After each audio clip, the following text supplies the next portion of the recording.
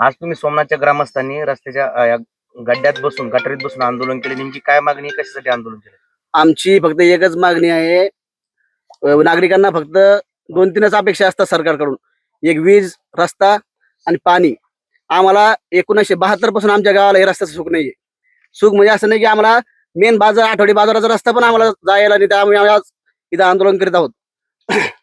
गावातील शाळातल्या मुलांना जाणार रस्ता नाही. माणूस इथून पायी पण जाऊ शकत नाही. तुम्ही बघू शकता.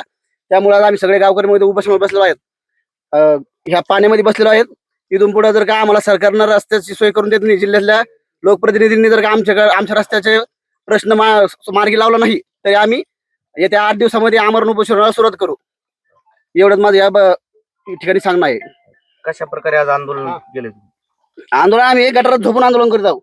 या खराब पाण्यामध्ये आंघोळ करून आम्ही आंदोलन करत आहोत.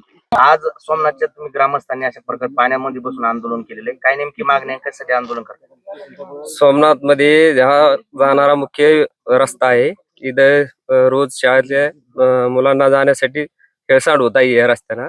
आणि रोज आता मुख्य रस्ता असल्यामुळे सगळे दिवट्याला यांना जाणारे माणसं आहे, आपले व्यक्ती आहे, यांना काय रोजची अडचणी येऊ राहिली रस्त्याची. आमची एकच मागणी आहे की सरकारकडे की आमचा रस्ता दुरुस्त करून द्या. आता isakal.com आहे देशातील नंबर 1 ची मराठी न्यूज वेबसाईट.